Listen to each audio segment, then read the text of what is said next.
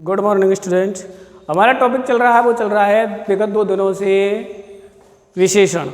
और विशेषण में भी विशेषण के भेद, पहले विशेषण की परिभाषा पढ़ी, उसके बाद विशेषण के भेद पढ़े। कल विशेषण के भेदों में हमने परिमाणवाचक पढ़ा। परिमाणवाचक में निश्चित परिमाणवाचक का भेद पढ़ा। निश्चित परिमाणवाचक के बाद आज पढ़ेंगे अनिश्चित परिमाणवाचक विशेषण। अनिश्चित परिमाणवाचक विशेषण।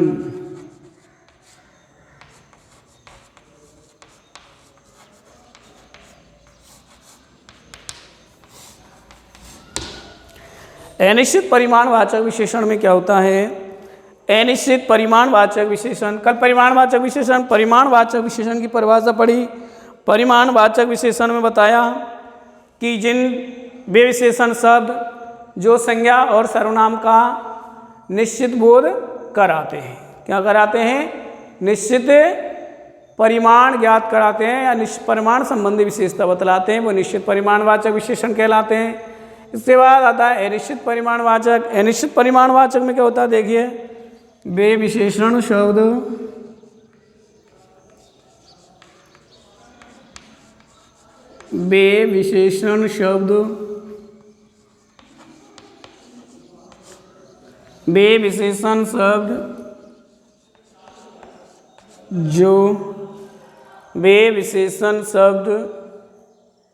जो संज्ञा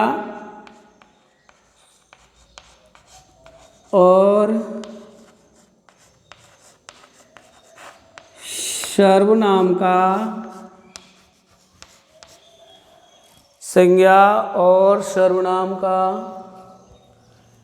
निश्चित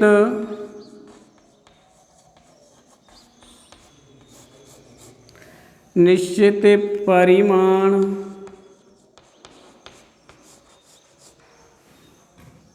ज्ञात नहीं कराते,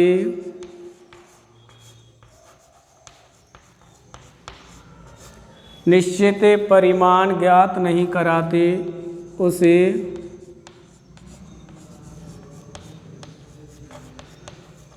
अनिश्चित परिमाणवाचक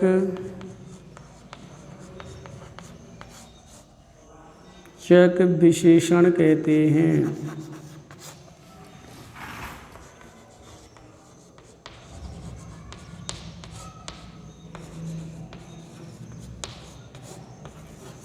आई बात समझ में? यह है वे विशेषण शब्द जो संज्ञा और सर्वनाम का निश्चित परिमाण ज्ञात नहीं कराते हैं, उसे अनिश्चित परिमाणवाचक विशेषण कहते हैं। अर्थात उसमें तो निश्चित बताते थे 2, 4, 6, 8, 10 की निश्चित परिभाषा होती थी। इसमें कुछ नहीं है। जैसे जग में कुछ दूध है, जैसे जग में कुछ दूध है, डलिया में कुछ आलू पड़े हैं। अब गिरा तो नहीं है ना, फिक्स जगह तो नहीं रही। अब इसमें कुछ है, जहां पर ऐसे शब्दों का प्रयोग किया जाता है, कुछ आता है, वहां क्या होता है? अनिश्चित परिमाणवाचक विशेषण होता है। क्या होता है? वे विशेषण शब्द जो संज्ञा और सर्वनाम का क्या होता है? वे विशेषण शब्द जो संज्ञा और सर्वनाम का निश्चित परिमाण बोध कराते, निश्चित परिमाण ज्ञात नहीं कराते, अर्थात कोई भी निश्चित संख्या का बोध नहीं कराते। उसमें ऐसे आएगा, टंकी में कुछ पानी है, जग में कुछ दूध है, डिब्बे में कुछ चीनी है, कुछ मीटर कपड़ा रखा, घर में कुछ मीटर कपड़ा रखा है, लेकिन उसका जो परिमाण होगा वो निश्चित नहीं होगा। यहाँ से हिंडौन कुछ किलोमीटर है। यहाँ ऐसे शब्दों का प्रयोग किया जाएगा, निश्चित परिमाण नहीं होगा, केवल परिमाण कैसा बताया जाएगा? अनिश्चित परिमाण बताया जाएगा। वहाँ पर निश्चित क्या होगा? अनिश्चित परिमाणवाचक विशेषण होता है। आई बात समझ में? इसमें निश्चित परिमाण में वाचक में क्या होता है?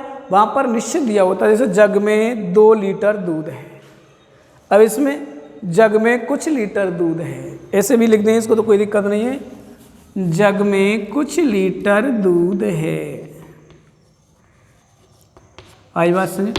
अब ये जब कुछ लीटर दूध है तो निश्चित नहीं है, अनिश्चित है, अनिश्चित परिमाण है, अर्थात जहाँ इसका अनिश्चित परिमाण ज्ञात कराया जाता है वहाँ क्या होता है, अनिश्चित परिमाण वाचक विशेषण होता है। अब आता है संकेत वाचक या सार्वनामिक विशेषण, लास्ट है।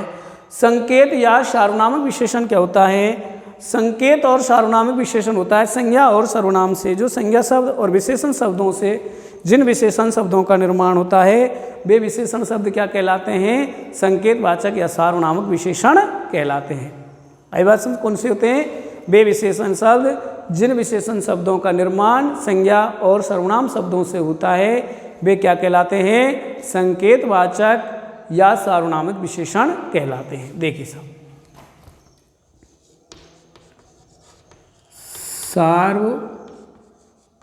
सार्वनामिक या संकेत सार्वनामिक या संकेत वाचक विशेषण।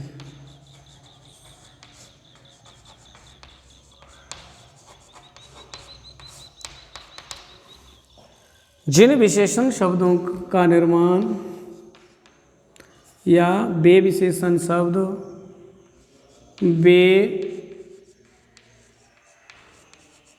विशेषण शब्द वे विशेषण शब्द जिनका निर्माण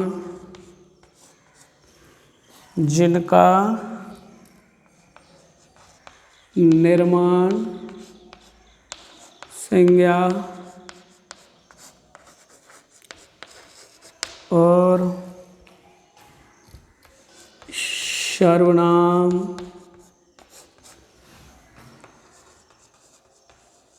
शब्दों से होता है वे विशेषण शब्द जिनका निर्माण संज्ञा और सर्वनाम शब्दों से होता है उन्हें सार्वनामिक या संकेतवाचक विशेषण कहते हैं।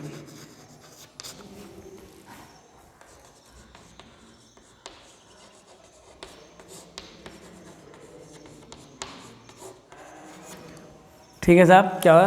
वे विशेषण शब्द जिनका निर्माण संज्ञा और सर्वनाम शब्दों से होता है उन्हें सार्वनामिक या संकेतवाचक विशेषण कहते हैं। जैसे यह पेन मेरा है, यह पेन मेरा है, यह घर मेरा है।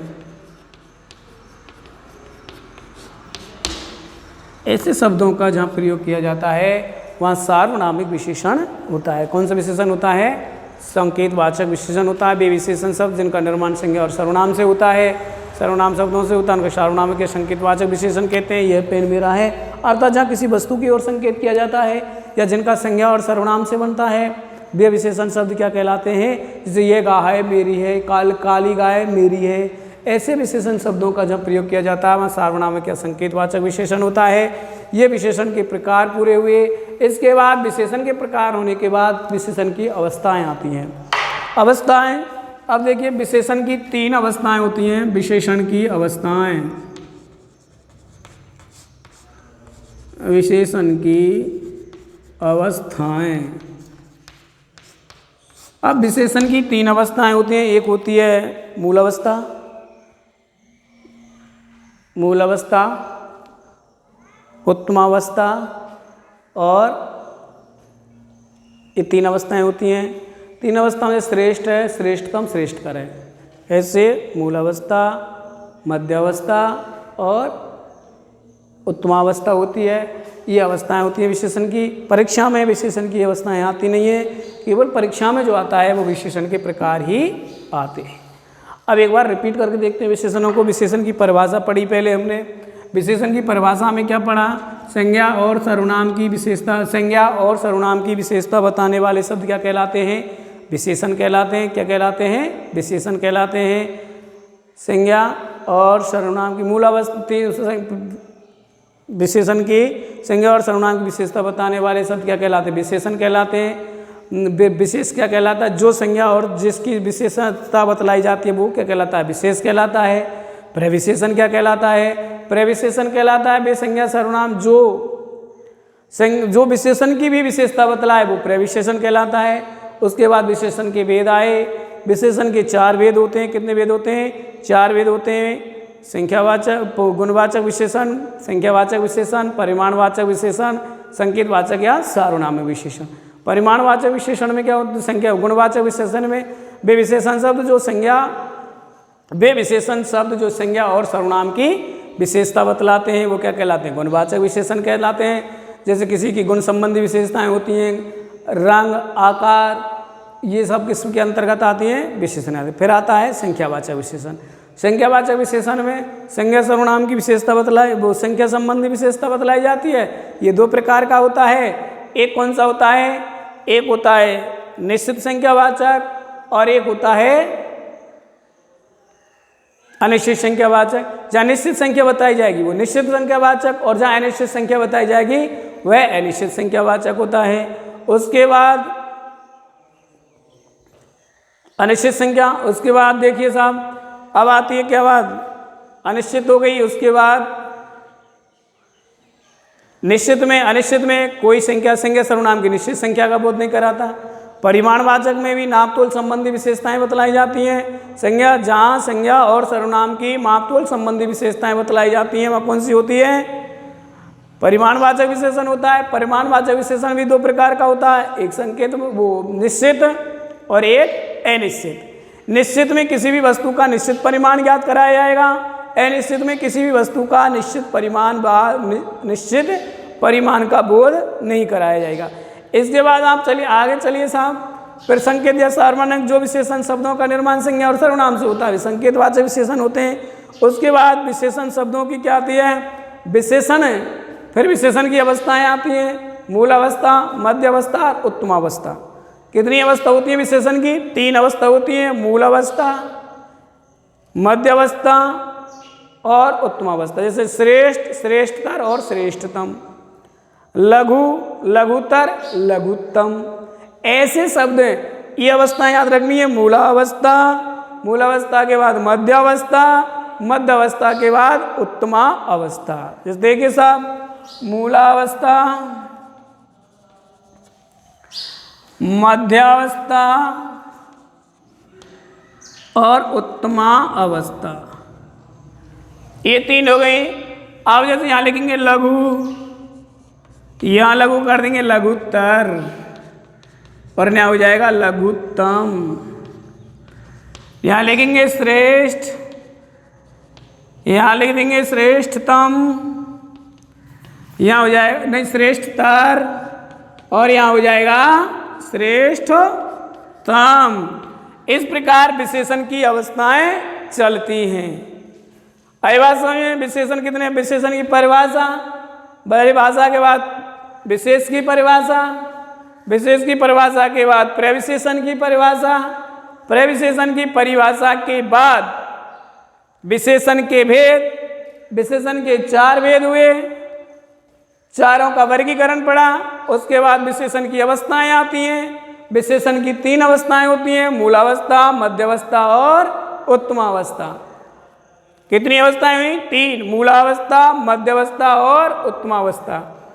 इस प्रकार विशेषण का ये टॉपिक पूरा हुआ। जो अगला टॉपिक होगा वो कारकों का लिया जाएगा कल।